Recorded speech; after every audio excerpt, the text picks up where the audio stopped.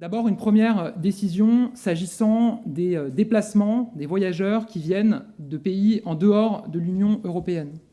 Pour ces déplacements et ces voyageurs, nous avons décidé d'instaurer un test négatif obligatoire de moins de 48 heures pour se rendre en France, que ces voyageurs soient vaccinés ou non.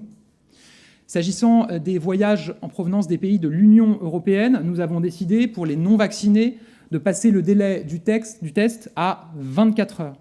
Se pose la question d'une obligation de test négatif pour les voyageurs en provenance de pays dans l'Union européenne. Sur ce point, nous travaillons à une coordination européenne. En tout état de cause, une décision sur ce point sera prise d'ici à la fin de la semaine. Deuxième série de mesures s'agissant des pays de l'Afrique australe que j'évoquais à l'instant. Le rétablissement des vols se fera bien à compter de samedi, mais il se fera avec un encadrement extrêmement strict et drastique.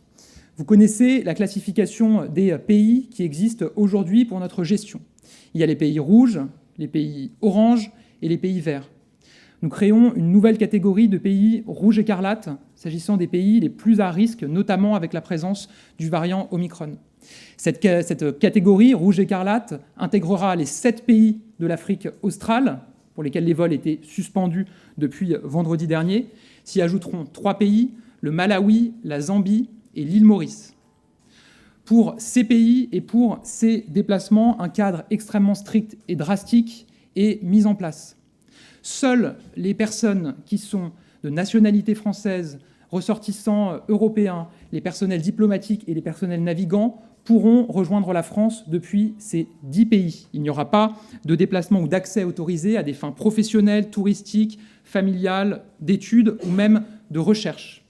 Ces personnes qui regagneront la France, elles seront assez peu nombreuses, feront toutes l'objet d'un test à l'arrivée, en plus de l'obligation de test qui est mise en place au départ, de moins de 24 heures pour un test antigénique, de moins de 48 heures pour un test PCR. Donc elles font le test au départ, elles peuvent embarquer si elles sont négatives. À l'arrivée, elles feront un nouveau test systématique. Si ce test est négatif, elles feront l'objet d'un arrêté préfectoral d'obligation d'isolement dans le lieu de leur choix pendant 7 jours. Si le test est positif, elles feront l'objet d'un arrêté préfectoral d'isolement dans un hôtel qui aura été désigné pour une durée de 10 jours.